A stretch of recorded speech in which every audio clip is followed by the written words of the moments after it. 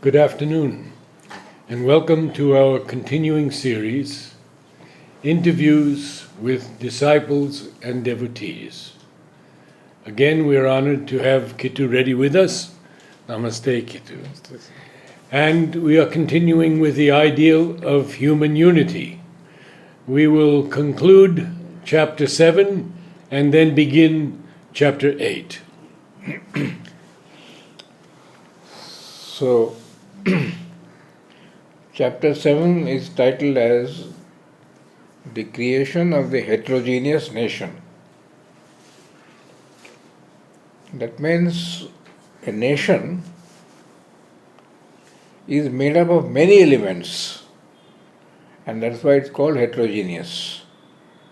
Even a small nation like England is made up of Angles, Saxons, Normans, Druids, and it is a combination of all different tendencies. And yet it has to be harmonized and brought into the form of a nation. So here he is speaking of the creation of the heterogeneous nation. And he is taking the example here of Great Britain. Almost great success, partial failure. But one of the methods that nature uses in order to create a sentiment, a feeling, a psychological sense is what he calls a fiction. In other words, you create an image in the minds of the people that this is our mother country. And if you can create that and succeed in creating that image, at the beginning it might be a fiction, but once that fiction becomes a reality, then automatically there is. And yesterday I received a letter written by somebody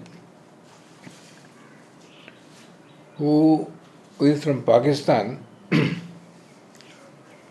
who writes to someone in India, please stop reminding us all the time that we are of the same stock.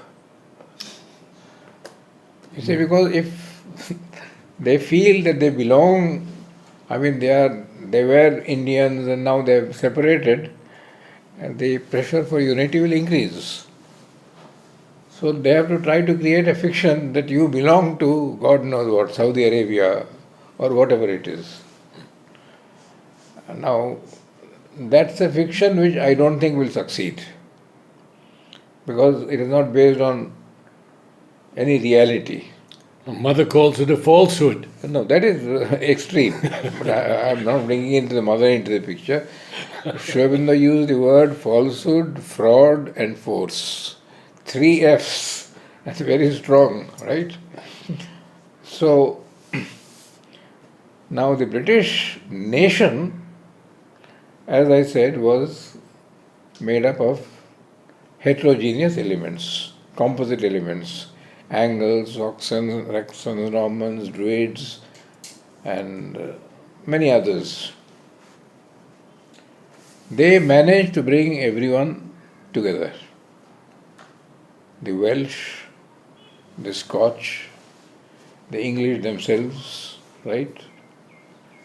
And their one source of failure, or one area of failure, was Ireland. Why did they fail with Ireland? Because Ireland had a very ancient culture. It had got, as a result of that culture, a sense of tremendous identity and pride. Now, if England had to bring Ireland into the fold of Great Britain, you have to treat them with respect, respect that individuality, and yet make them feel that they are British. But when they found that there is resistance, then they used the exactly opposite method. They tried to punish them. They created an artificial famine. There was plenty of food, but Ireland did not get food. Now the result is that if you are weak culturally and you succumb, but if you are strong, you revolt. So they revolted. And even today, Southern Ireland is not part of Great Britain.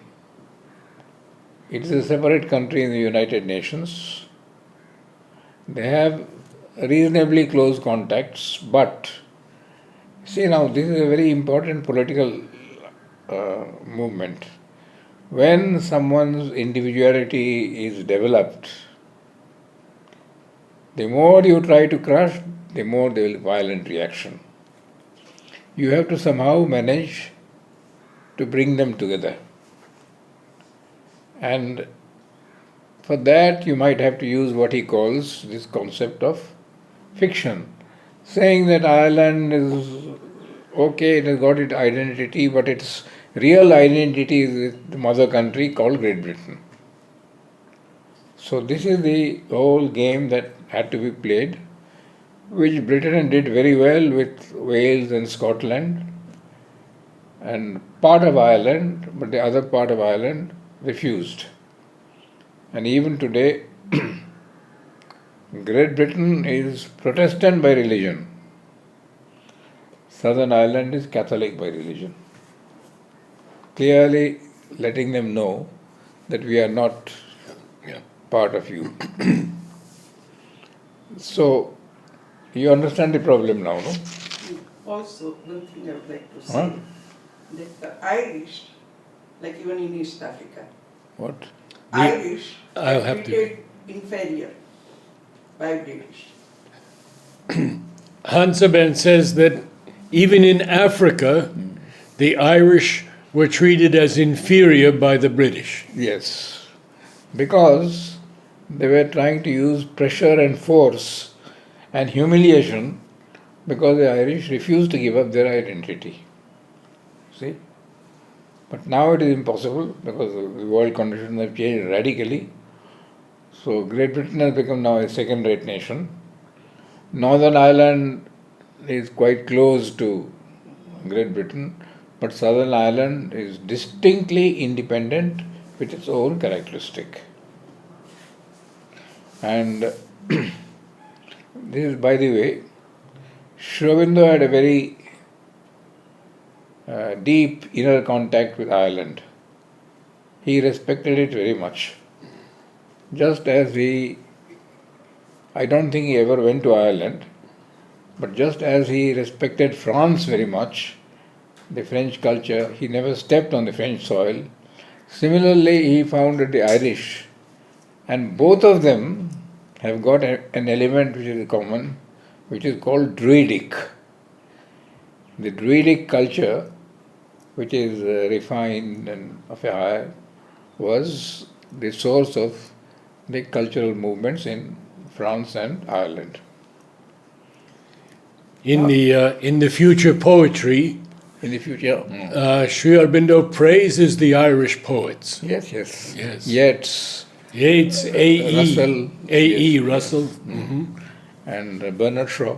He was Yes. not a poet, but No, but he yes. was very witty and very humorous. So they had a very fine mind, which they expressed in their own way. So now, the important thing that we are seeing is that every community, especially today in the modern world, a reasonably large sized community is heterogeneous. The ashram is absolutely heterogeneous.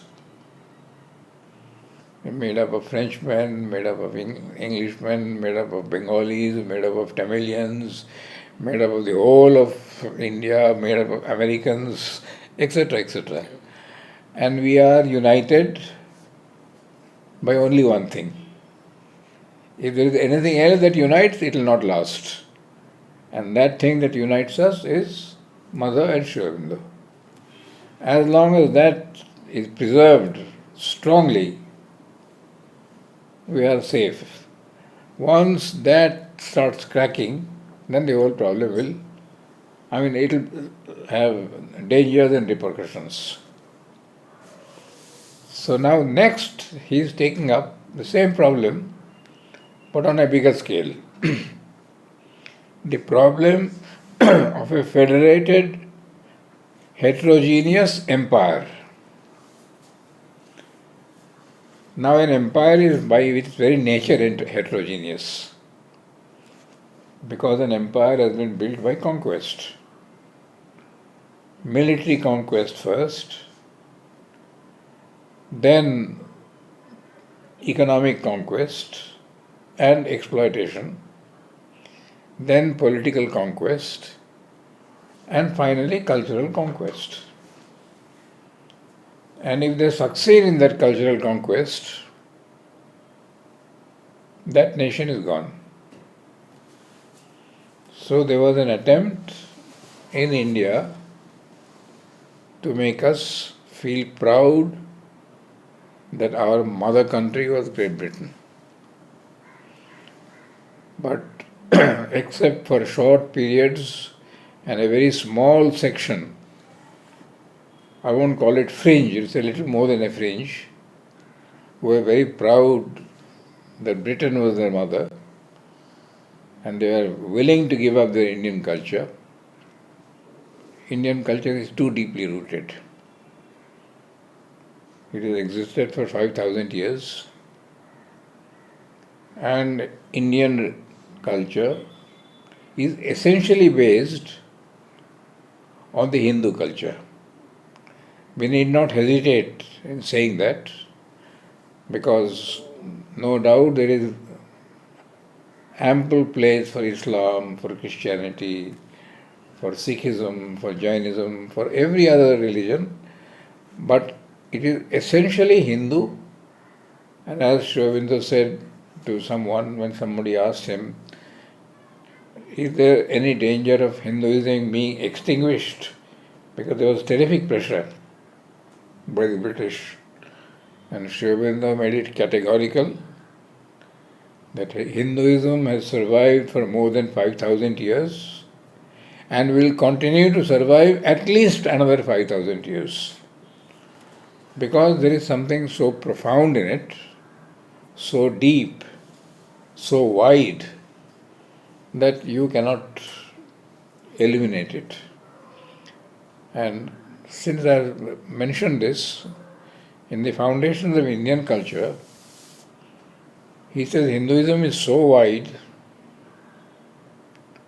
that it can absorb Christianity, it can absorb Islam as sub-parts of the Hindu religion. But for that, there has to be a wideness, an openness, and it is there to a certain extent, but much more needs to be done. Anyway, that is the second thing. So now we are coming to the problem of a federated heterogeneous empire. Chapter 8. This is chapter 8. Empire is evidently heterogeneous. Military conquest, military colonization, then next is political conquest, economic conquest and exploitation, and an attempt to culturally swallow you up. And as I said in one of my previous talks, this chapter is outdated. When Sri Aurobindo wrote, there was still some little possibility. But today, every country in the world, or almost every country, has got an identity and a culture and an individuality which it is becoming very difficult to suppress. Right? So, Here he is taking the example of Britain and how it handled this heterogeneous empire. Now look at the British Empire, say 1860, 1870. It was Great Britain, it was South Africa, it was the West Indian Islands, it was also for some time the United States of America. But then the United States revolted against what they called the mother country, and then they became independent, 13 states, and then they annexed the whole of the continent, and you have the United States of America. So England had, as I said, South Africa, the West Indies Islands, Kings, Jamaica, etc., etc., the United States of Europe, Australia, and Canada. Now look, these 5 which I have selected, all of them were English speaking. English is the mother tongue of Australia. English is the mother tongue of the United States of America. English is the mother tongue of Australia. And even in Kingston, Jamaica and all these West Indies players, their main language is English. They are trying to assert their individuality. The one problem was India. Huge country, 5,000 years of culture, very proud of their language, Sanskrit. So they tried their very best to get the Indians to feel that their mother tongue was, their origin was, and that is why 2 theories were built up.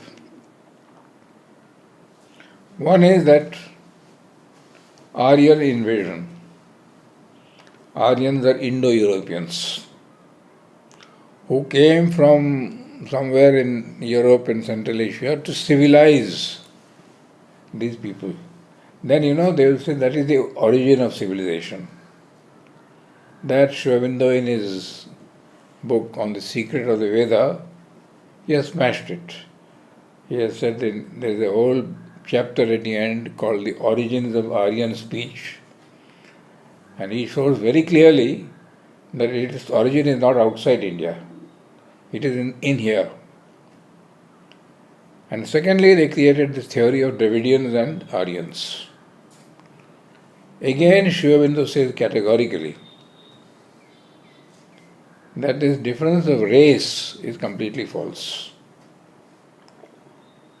And as he said, that when he came here to Pondicherry in 1910, by 1911, 1912, he found that the local Tamilians, Subramaniam Bharati and all of them, who were quite close to him, friendly, he said, I could look at them and think that they were Bengali. So this distinct race of Dravidian and Aryan is a creation of Western imagination with the deliberate aim of dividing the country into 2, distinct races. What you can say is that there is a slight difference between the South Indian culture and the North Indian culture. And that is historical difference. Because first of all, to come from North India to South India in those days was not very easy. Secondly, there were the Vindhya mountains, which proved to be a certain kind of obstacle. And thirdly, there is a little much later, the Muslims' influence on India is very much less compared to that which is in North India. So you will see in South India, except in Telangana, with Hyderabad as its capital, there is a lot of Urdu. Even in the Telugu that they speak, there is Urdu, which is sponsored by the Muslims. But in Tamil there is hardly any Urdu. In Malayalam there is hardly any Urdu. In Kannada there is hardly any Urdu. There is a little bit. So the South Indians have managed to keep their identity to a very great extent. So here he is now speaking about the problem of the federated heterogeneous empire. They had no very major problem dealing with Canada, with Australia, and with South Africa, because the bond was stronger, sometimes of race, sometimes of language. Because the Australians, the original Australians, they were called in a very negative way as aborigines. And then afterwards, the British population went in a very big way and took over. And so they feel that it is really an extension of Great Britain. Today the Australians, I have talked to some, right? There are one or two here, and they are very proud. They refuse to accept, and they are very unhappy that this aboriginal culture was almost suppressed and destroyed. Because you call it aboriginal, but usually these aboriginal cultures and this Red Indian culture in the United States, they were so close to nature. There was something beautiful in them, and that was unfortunately suppressed, right? United States, England did not do the suppression of Red Indians as much as the Americans themselves did it. And I have got articles now, not too many, but who regret enormously that there are such beautiful things in the Red Indian culture which we should have preserved. But then now they have put them in, what is it called? Special...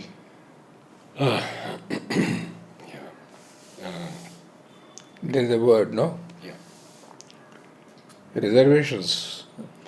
Reservations, basically, yes. Something like that, right? Reservations, yeah. So, it is a pity because what we call aboriginal and very old, right, is not always, they might not have TV and cell phone and cameras, right? But there's something else which is very deep, which is very profound, and that should be kept. And now the world is beginning to realize the importance of tribals. In India, they are realizing that tribals are very important. They have something to give. You civilize them a little bit, you give them, you don't keep them backward, but at the same time, let them live their own true life. And that will contribute to the national and world culture at some time or the other. I have met with the Todas. With the Todas. Todas. Todas. Very fine people. Where did you meet them? North of Bangalore, in, I'm trying to think of it, garden area, big garden city. Ooty. Ooty, okay. Yeah. Right. You see, they are very simple people. Yes.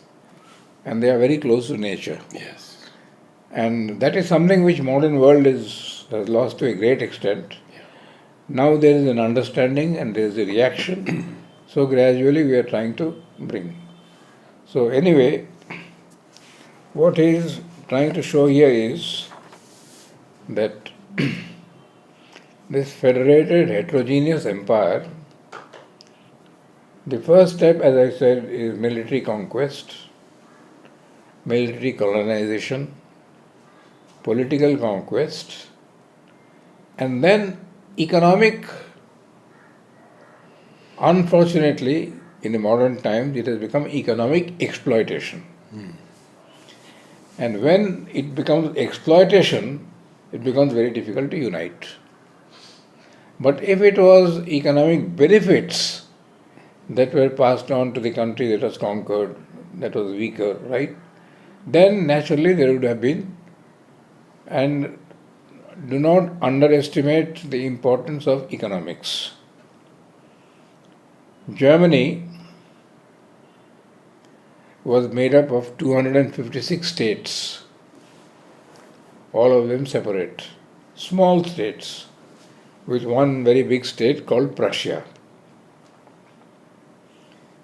Now, England was well formed, France was well formed, Spain was formed, Portugal was formed, but Germany was not united.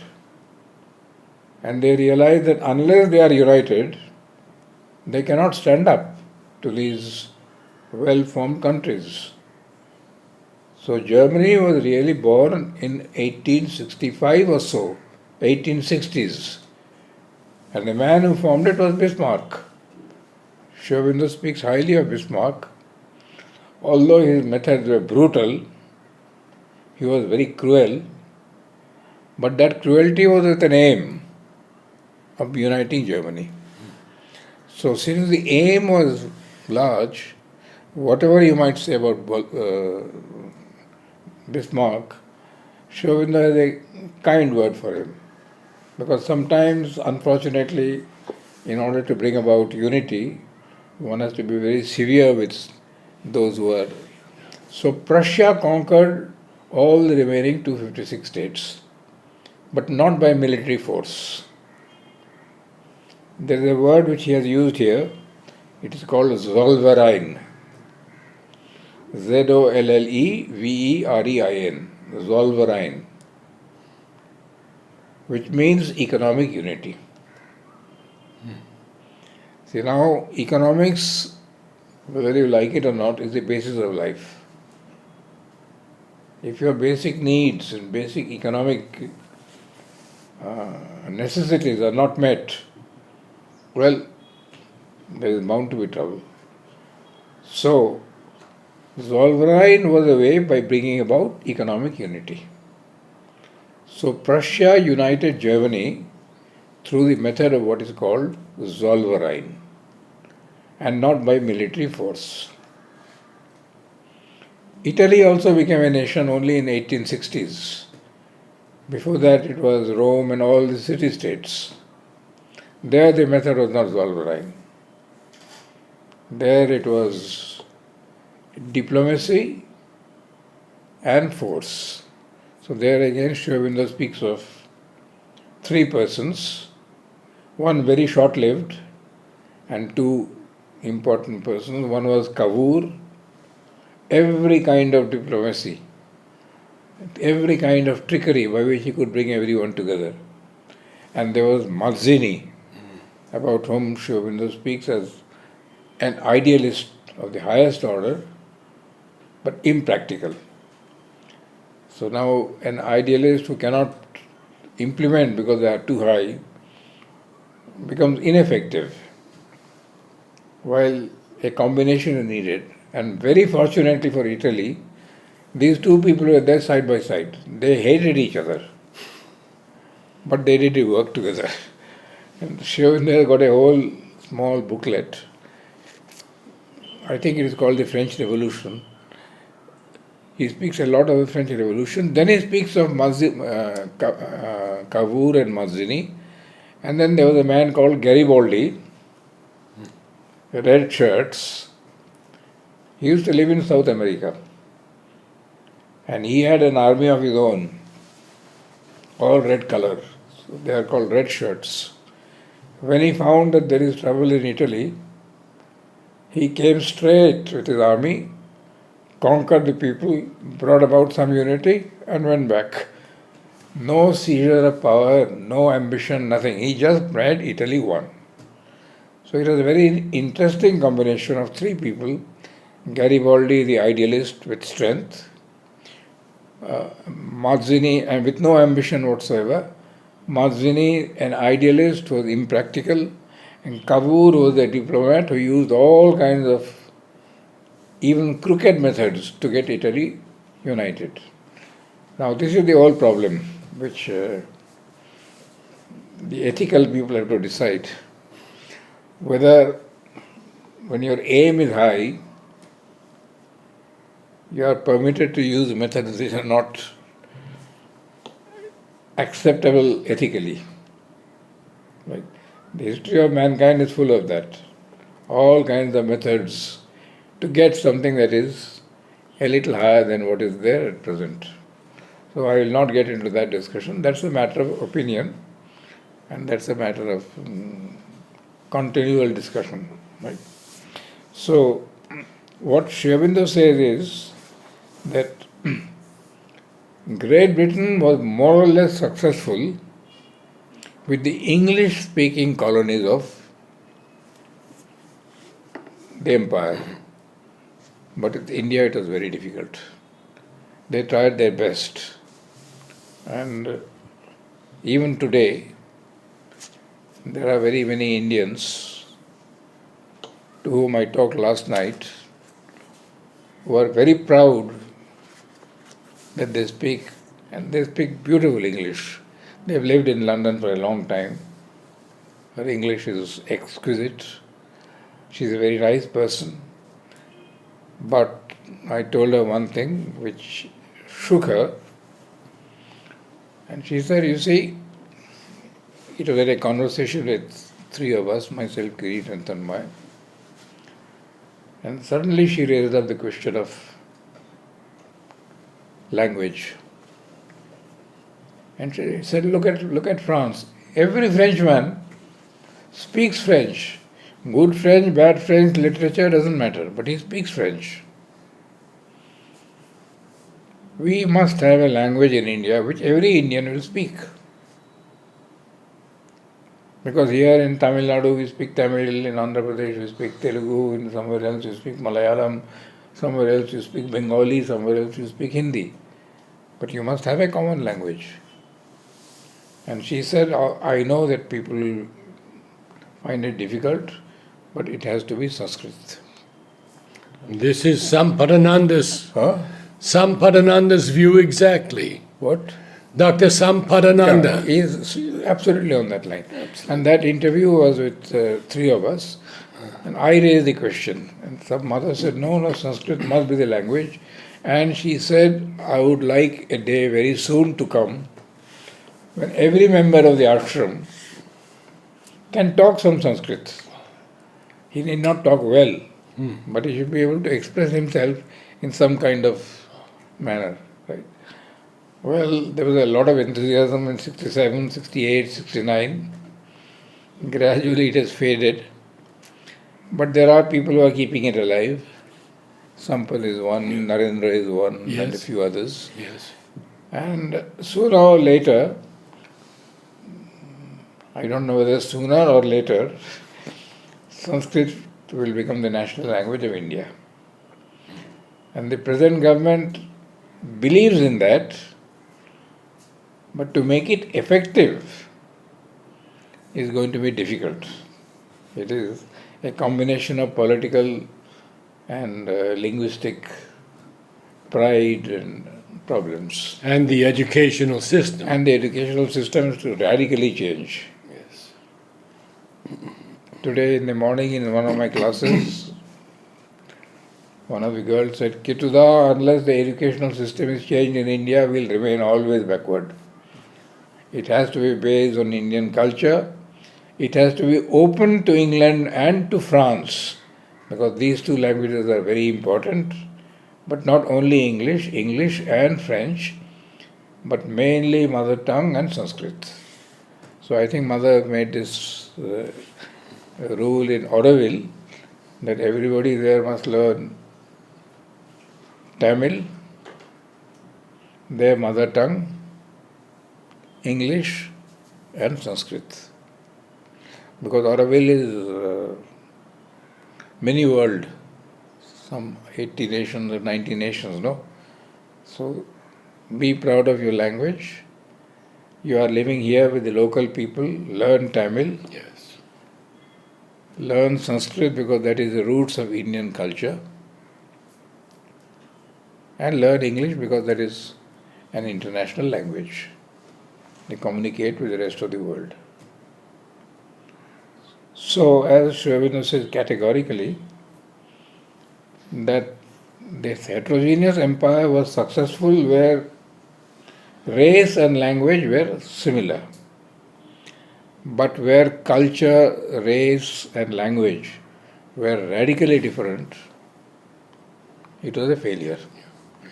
And that's why the heterogeneous, that's why India is preserved, despite a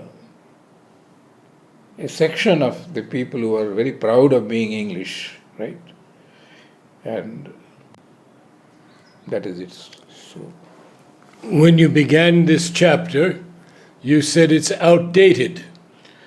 it is outdated because there is no question of empire anymore. Correct? Correct. Yes. Neither homogeneous empire nor heterogeneous empire. Yes. So the question of binding people will be now in a different way, not politically or militarily. You have to bind people by a deeper culture, Yes. by sometimes by language. And today, because of the tremendous globalization, many people all over the world would like to learn so many languages. And do you notice that here in this room there are 1, 2, 3, 4, 5, 6 foreigners, not Indians. Am I right? Only 3 Indians. Me, Anmol, and you. Correct or not? You are right, and she. 4, right? That's all. No, but now everybody is beginning to realize the tremendous importance of all the different languages. And remember one sentence of Sri Aurobindo: language is the index of the soul of a people. Beautiful. Language is the index of the soul of a people. And I can assure you that there are certain words in Sanskrit and Indian language which no other tongue can explain. And Sri Aurobindo himself says that. He calls that dharma. Now you try to give an English word, a French word. Mother said herself, I just can't explain dharma except by dharma. There is no word which gives you that feel, of dharma. So similarly, there are words probably in French which you will not be able to get into any other language. There are certainly words in English which you will not be able to translate in any other form, right? Yes. Right. So the language is the index of the soul. And if you learn the language well, you can commune with the people. See, we are very lucky in ashram. Most of the students know English, know French, they know something of Sanskrit, they know their mother tongue. Now there are people who are learning Spanish, who are learning Portuguese, Italian. Russian. Russian. Right? And this makes the field very wide. Yes. Right? Yes. And look at all our students, where are they going? A very large number are going to France, right? Some are going to England, right? Many are staying back in India, of course, but this tremendous, and they are absolutely at ease in France. I got a letter from Arya Yudsu, Alok Pandey's son. Mm-hmm. He's in England, he's in France, he's in America, he moves about. He speaks good Indian language. He's passionately fond of cricket. That's why he spends a lot of time in England. But he is completely at ease with, there is no problem at all. So it is very desirable, and the reason is one simple sentence. Language is the index of the soul of a people. It is there in the Ideal of Human Unity in a much later chapter. Good place to end it. So we'll stop here today. Thank you. If anybody has any question, you can ask. Amra? Anmol, you are the one man who asks.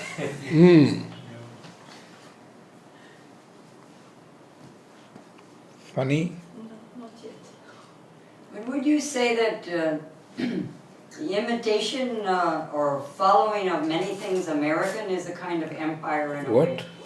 A psychological empire. Couldn't Would There's you so much say that- fondness in India of American things. The fondness in India for American things. I couldn't get it. She says the fondness in India for American things, is that not a kind of empire? No, I won't call it an empire at all. First of all, it is not true. You see, if somebody has got something better than I have got, if you have a better camera than I have got, today the number of Chinese goods that are being sold in India is formidable, right? We have no love for China at all, but we have love for goods. And if you give me a camera that is much better, or a cell phone that is much better, or a TV that is much better, or a technological instrument that is much better, it is quite natural. But that doesn't mean that the Indians are leaning towards America, not at all. Good. This is very practical, common sense. No, but empire means a domination by one culture of another, is it not? That is in the very largest sense. And that is happening even among you, among us. There are people who dominate you or me or somebody else because they are far more intelligent or far more capable. Right? And many human beings don't think. They are completely dominated by other personalities. You won't call that empire. That's an influence. And a very powerful influence.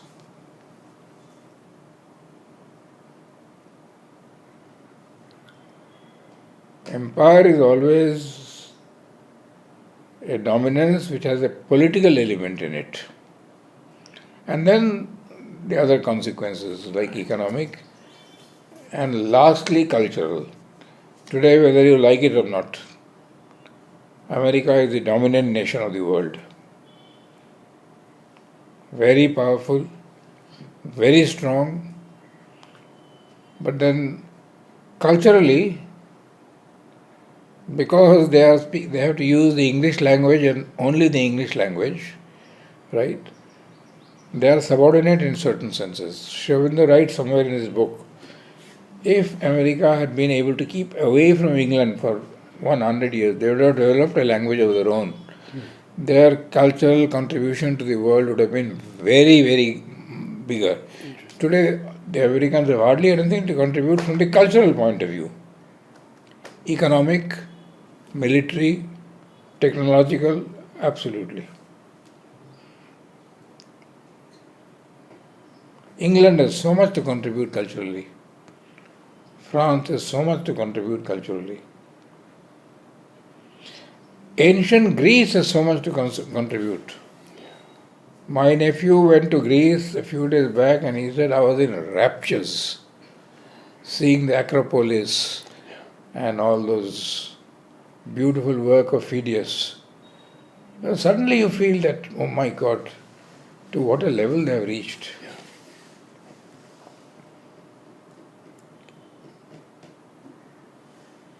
At the Christmas party yesterday, What? at the Christmas party on Day for at yesterday. day before at the theater, they had I think for the first time they had one game that was a quiz. So these two older students, they were asking the little kids different questions. What is the question? There was a So- quiz. Yeah, they asked who was the president of India, both past and present. They didn't know. But they knew Donald Trump was President of America. Did you what? They also didn't know anything about Ramayana and Mahabharata, so the older student, he really scolded them. They didn't know the birth year of Rabindranath Tagore. That is one of the most serious shortcomings of our school. Yeah, yeah. Right?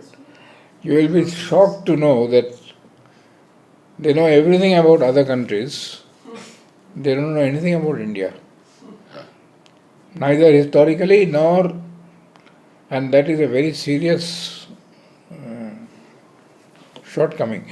It doesn't mean we have to be narrow, but certainly it means that you must know your country. And today, because there are certain teachers who are pressing this, many students are learning by themselves. And actually today you don't need a school for learning. All that you need to know is to go to the internet, see many options, right? Then go and consult a teacher. With Shravinda you can't do that. Internet will not. You need a lot more reading. Anmol, you have something? No, I was just saying that there was an invasion of American culture and foreign culture in the early 90s or mid 90s when the satellite television came into India. Yeah. And the impact of that is still there very much. It is bound to be there. Huge invasion was there.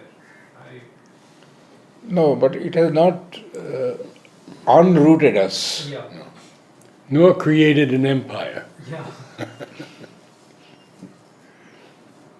Thank you. Luba? Just one more thing. Why does Pondicherry, for example, why do they want things like Baskin and Robbins ice cream and Kentucky Fried Chicken? Why? Why does Pondicherry want Baskin and Robbins and Kentucky Fried Chicken? To eat. It's very tasty. Those are American enterprises. Now I want to know who's benefiting more from that economically, India or America? You see, the normal human being would like to eat the best food or the one that is supposed to be the best food because they don't taste it often, and that is natural. Only when they become conscious that look, Chinese goods are flowing in by the millions, stop buying Chinese goods. The Narendra Modi government is pushing on that line. Then they will stop because they are realizing that the money that they are giving to buy a cell phone or this or that is going to a country that is your enemy. So better not do it. But until that awakening comes, and that awakening is being slowly brought about, that is through the digital method.